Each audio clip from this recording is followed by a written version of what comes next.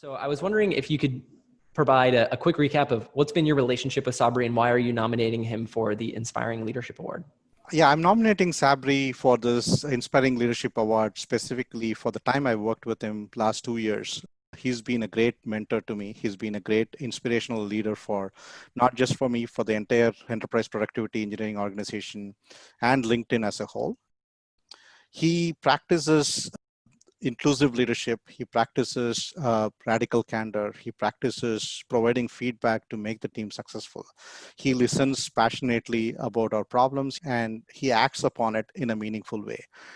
He wants the team to be very successful and he empowers the team to make us all successful. And I'm really proud to work with him. And I've worked with so many managers in the past, so many vice presidents in the past. And he's one of the best leader. I wouldn't say a manager, but he's one of the best leader, friend, philosopher, and guide for me. So you talked about how one of the things that you've admired most is how he's empowered you. I was wondering if you had a story of a time where you felt the most empowered by him and the impact that had on you. There was one particular project which was not going at a speed that we would want to go. One of the engineering leads who was driving that project, we have a quarterly review with the leadership. And he brought it up as a challenge there, saying that I'm not getting the support I need to be successful and all those things. And one of the things that he brought it up was, how can I make that person very successful? And we had a follow-up conversation during that time. So I provided context why the model that particular engineer was providing is not the right model for business. I was able to convince him saying that's not right for business because the amount of money that you're going to spend is you're not going to get the return on investment for that money. And if it had been other managers in the past, they would probably say, you don't have to worry about it, go do what I'm saying. But I could very well go and tell him what is right versus wrong, and he's willing to listen. That's just one example. We've had so many conversations where I don't have to agree with him, but at the same time, I'm able to bring it up in a right way. And he believes in it because the trust factor is there always from the beginning. Absolutely. To be able to tell a manager or a leader you're wrong and for them to have the humility to be like, you're right, I trust you. That is such a powerful quality. That makes you work for them longer and longer. And you would put your heart and mind to make them very successful. So we talked about empowering you. One of the other things that you mentioned was his ability to rally troops and to elevate people and motivate people to a higher level. And I know you mentioned empowering you and that being one way to make people want to contribute more. Do you have more examples of how he's rallied the troops or motivated people to a higher level? It's not just technical aspects of it. One of the biggest challenges that we've had before was culturally, the team is very diverse, and how this team can be successful depends on all the members to be successful. And one of the key things that he's always done is he has his all hands, and typically his all hands would be the level of presentation that he has, the level of story that he would probably tell, elevates the pitch of the entire team, and they feel that it's not about technology or anything like that. It's just like simple matters about like how to lead, how to behave like a human being. You can learn from him. That's the biggest compliment I could probably give, because the reason is anybody can learn the technology, but for them to be a humble human being, for them to be like able to inculcate the culture that you wanted to build, nobody can do it. And that comes from the top. And the second thing that I wanted to call out is specifically about women in tech, right? One of the key things that he does is it's not just like by talking. He does specific things that we all learn from it. Say, for example, if you have, his team is completely global. A lot of his staff members are like attending the meetings by video conferencing and all those things. But he moderates those meetings really well where all the voices are heard. I've not seen that in previous places where similar global teams are present. Unless you are in the room, your voice will not be heard. He makes sure that like each and every participant in that particular meeting, their voice is heard one way or the other, and then he will call out their names and ask for specificities and all those things. That kind of inclusiveness I've not seen before. I was just going to follow up a question to that, because the power of inclusivity is so dramatic for people when they feel like they belong and that their voice can be heard. I was wondering if you could share a little bit more about the impact that you've observed in creating that type of environment for the organization and for everybody that part of the team. So one of the key things that I've noticed is especially women in technology who's come from a different culture, like an Asian culture. they don't feel empowered to voice their opinion to their managers. I've seen a significant shift in that mindset. And that is not by accident. That is specifically by the amount of investment he has made to make it happen. So in a meeting, if somebody says something which is not very opinionated, he would go and call out that and then say, be opinionated about it. I don't want you to say it's better than yesterday or something like that. That's not the answer I wanted to hear. I want to see what opinion do you have, whether that opinion is right or wrong, but I want you to be opinionated. I want you to be successful by keeping that opinion and work towards those opinion. I have managers, women managers in my team, and they feel like very compelled that, I mean, this is something game changer for them. They've come from large enterprise companies, and for them, they've not experienced this kind of leadership behavior outside of this particular group. Be opinionated, and that having a dramatic impact on their work reality. What do generating ideas like that, or giving people the space to be opinionated, what does that do for idea generation or for the business? What's the impact that has when you're able to give people that encouragement? So that gives them an opportunity to innovate, right? So one of the key things for an engineer is they're reluctant to fail. So for example, if they are opinionated about something and they wanted to do something, if they get into a failure mode, then they wanted to shut themselves out. They don't want to show their natural talent in terms of what they are capable of. By empowering them, by making them saying you need to be opinionated about something and you need to be behind that, put all your effort, and whether it's a success or a failure, go do about it, gives them an opportunity to innovate. And we could see very well in the last 2 years how much innovation we have built from a product standpoint of view, whether it's like a data platform, or whether it's like the journey that we have in the cloud where we are migrating our workloads from data center to Azure, the building of automated pipeline that would allow us to move our workloads seamlessly, whether it's like monitoring where we didn't have a good monitoring sense, but we are building around it. So all these things cannot happen if people are not very opinionated about what they wanted to do. His empowerment and his vision provides them that ability to do that. You've shared a lot of examples in ways in which his leadership has impacted the culture, which then has led to impact in terms of the inputs or the outputs of the business in terms of ideas and in terms of the results and products that are created. Do you have other examples in which that Sabry has led from the top, in other ways that his leadership and cultural leadership from the top has made an impact? Oh, definitely. Like right now, the COVID situation is one of the biggest situations this industry can face. And we're all working from home. For us to make 20,000 employees effective working from home is simply impossible unless and until it's a leader who can think through all those things. And we are not built to handle that on day one. Everything is under his purview. So for him to be part of that, he would be sitting in war rooms. He would be talking to us. He was one among us when we start to build all these things. So it gives us confidence. And each and every time when we have to go to a security review or something like that, when we need something where his leadership is needed, he would be available all the time. So we could ping him and he would be able to go and get us unblocked so that like we can move forward very quickly. So for us to completely swap from going into offices and working to work from home within a week and then make it fully effective. And we've seen we've not lost productivity. So the data shows that we've not lost productivity. In fact, we have increased our productivity in terms of number of codes being checked in and all those things. It speaks volume in terms of how he's able to make a swift move by being very open about what he wants to do, how he wants to do, and then bringing the troops together.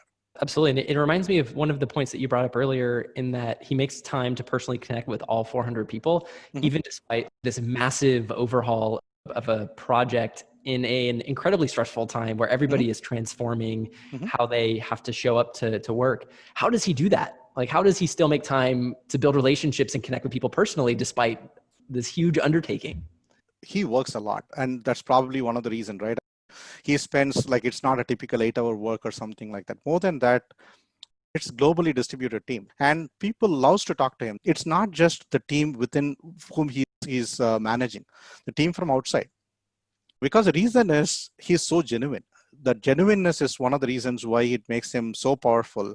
And he will listen more than anything else. He listens a lot. And then when he gives you few words of wisdom, that's good enough for you to go back and lean onto it and then say, oh, this is something that I wanted to go and work on.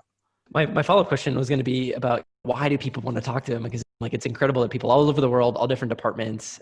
Can you dig into a few more of the specific actions that he does that make people want to talk to him? Listening in a personal way. See, anybody can listen, right? Like for them to make the connection, you need to make a personal connection. And that personal connection comes by a natural way of how he talks to people. Even when we have one-on-ones, the first thing he does is he doesn't talk about work or anything like that. And if I say I'm doing perfectly fine, the first thing he says, oh, I don't want to listen to that. Tell me more about what is perfectly working for you. And then he will ask about kids. He will ask about my father. A funny story, I wouldn't say it's a funny story, but like a critical one that I wanted to call out here is we used to travel to India, and my dad, who's 8 years old, he came and stayed in the hotel with me, and we stayed in the same hotel. And in the mornings we used to go for breakfast, and we, as a team, we used to go, and then Sabry was also there in that. And then the first day he asked, like, where is your father? I said, yeah, I don't want him to bring him here because we are in a team and I don't want to do it. And then next day onwards, I want you to be here, bring your father. And he makes it a point to talk to them in a personal way. And to this date, he would, when he talks to me, he will say, oh, how is your father doing? So that's the kind of like connection that goes above and beyond a true leader. It's not just business all the time. So when you have such leaders, what you do is you take the same thing and you do it to your team. So you have a multiple effect here. So if he's doing to one person, I'm going to do to 10%, and that 10% is going to do another 10%. So that compounding effect has on the whole team is completely different, and that makes the team much more willing to rally for him. So first off, that is such an amazing story about the relationship with your dad and Sabry, inviting him to breakfast and wanting him to be a part of the team. The trickle down compound impact that you shared is impactful. Can you tell us a little bit more about the impact that all of this has had on you? It makes me a much better person, right? First of all, you see a leader who in spite of, if you look at his profile, he's been in Netflix for a long time before he came to LinkedIn, and he's done so many different things there. But the real thing is, like, for him to be a leader and still be down to earth, you see the same level of commitment that he has day in and day out. For the last 2 years, I've seen him, and he works really hard. Other than like more than anybody else, he works really hard. All those good qualities gives me an opportunity that like I should emulate him in more than once, and at least be able to match his energy, match his vision, match his whatever he does. I want to match him to the fullest possible extent. So that's the motivation for me, or that's the inspiration that I have for me to be successful with them. So we talk a lot, and one of the things we always say is, I've been here for Sabry, and I used to tell him, whenever you're leaving, I'm coming with you. I'm not going anywhere else. LinkedIn always has the ability that like you're very open about your next play. That's one of the best things that I've seen in LinkedIn, because you're very open about talking about what that next play is going to be. And people are very mindful of that, and managers are very supportive of that. For you to go and talk to him at that level, and he would be joking and saying, oh, we can do it together, it's not something that you need to worry about, and all those things, that gives me confidence. I don't have to worry about any other thing, just to focus on my work. So speaking of the impact that it's had on you, and talking about career development, one of the things that you'd mentioned when you submitted your nomination for Sabry was that he transformed talent and builds managers into leaders of tomorrow. Can you share a little bit more about how you've grown as an engineer or as a leader because of your time working with Sabry? So the biggest learning that I have working with him is the transparency in communication. Before I joined LinkedIn and before I started working with Sabry, one of the things that I always have fear is, how do I convey a positive or a negative feedback to my employees and make them successful? I always fear that if I were to tell them something, they're going to look bad at me and then say, they're going to talk bad about me, or they're going to feel that I'm not the right person or something like that. So that fear I always had. But the moment I started working with him, one thing I realized is he practices radical candor. And when I say radical candor, the way that he gives that feedback is not in a very derogatory way or something like that. He would be able to provide a feedback which is very actionable for somebody to work on and be very successful at it. So when I saw practice, I realized that I could learn from that, and then I could practice the same thing for my team. When I had a manager in my team initially, we did not work out really well. There was trust factors, trust issues, and all those things. Even though I wanted him to be successful, he didn't realize that was what the motivation was, and he felt that it was not working out well. After a few conversations with Sabry, I was able to go back to him and let him know that what believability means, how to make people believe in that particular individual. In other places, I would not be able to very comfortably bring that issue with him. But here, because of my work with Sabry, I could understand how he wants to convey that message. I was able to take it to him and provide him the same feedback that if Sabry were to give him the feedback, he would probably give the same feedback. So I was able to do that. And fast forward to 1 year, he was able to deliver a product which is like a mind-boggling product in a data platform. So for him to transform from that angle to a believability model, as well as like consistently deliver above and beyond what he was able to deliver, that transformation is so powerful. He wouldn't have been successful if not for those conversations. I would not have been successful have I not been able to work with him and then realize like how he's able to message those kind of radical candor in those conversations. Speaking of feedback, I was wondering if you don't mind, if you'd be open to sharing maybe a piece of feedback that Sabry gave you that's made a big impact on you as a leader. So the first thing he told me was, don't be defensive. In the initial days, when somebody would question my wisdom or my team's wisdom, I would always get defensive. He would say, if somebody is providing a feedback, take that feedback, let it settle for a day or so. Think through that. Think what you would do differently. And if you're going to go and counter them immediately, then you're losing focus on what exactly needs to be done. That was a very powerful message. So I stopped doing it. I would say if somebody is providing my feedback, the first thing I would do is I listen to the feedback without having to defend myself in any meaningful way. Then I will go and sit back and look at what that feedback means, why that person felt it that way. Then if I were to look at that feedback from that person, I could realize why that person felt that way. And I would be able to come up with a solution that would solve that problem. If I'm in a defensive mindset, what would happen is I will try to defend myself rather than solving that problem. So that feedback that I got from him early in my working relationship made me really realize that feedback is a boon. Take the feedback in a positive way. But at the same time, you process that feedback at your own pace and build solutions around it rather than just be defensive. I think that's a really great insight to share. And as a personal note, I totally struggle with the defensive-ness with feedback too, Balaji. So I appreciate you sharing that. It makes me feel like there are more people like me out there and that it's okay to struggle with that. And that makes me think of like the whole purpose of feedback is it's given because people care. And I think one of the things that Jerry and I really admire just as an organization, one of the big focus areas on leadership at LinkedIn is about compassionate leadership. Mm-hmm. I was wondering if you could share a little bit more about compassionate leadership and what that's looked like with your relationship with Sabry or what you've seen at play in LinkedIn in general. If you could speak to that a little bit. One of the best things at LinkedIn about compassionate leadership is the ability to not judge people and the ability to provide them the space that they need to be successful, provide them the opportunities for them to be successful. And at the same time, be very inclusive, be very like mindful of the capabilities that they have and how successful they can become. If they have opinions about it, take those opinions in a positive way and work with them to be successful. So in our team, for example, when we talk about compassionate leadership, it's not just about being very compassionate from a personal level. It's about making people successful in what the chosen field that they have, but give them the opportunity. And it can be other ways also. So for example, if a particular person is not very successful, by giving that feedback to them and then saying them that this is not the right job for you, find a right job that you're going to be more successful. It's also a compassionate leadership. It doesn't mean that like by saying that person is not ready for that job makes them any less compassionate, because you're making them successful by providing them an opportunity to see where they can be successful.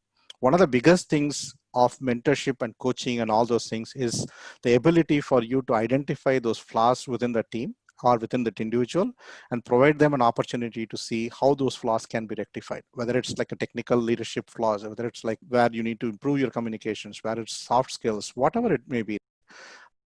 The compassionate leadership comes in where you listen to them in a meaningful way and provide them that compassion to the best of their ability to make them successful. You talked about the impact of top-down leadership, and I think the compounding effect of what happens when you treat people a certain way and how people adopt those behaviors and pass that along to other people. What do you think has been the number one quality that Sabry has learned from other people and passed along to others? Is there a lesson that he's learned that he's championed to other people? So one of the things I often tell him is, you cannot control what you cannot control. So he brings it up all the time in his all hands, saying, oh, Balaji usually tells me this, like, you cannot control what you cannot control. So there are times when we would be having issues where, how do you solve this particular issue? And it is beyond solving because of things that are not under control, whether it's the policies of the government, whether it's policies of something else, whether it's like geoeconomic policies that are happening, whatever it may be.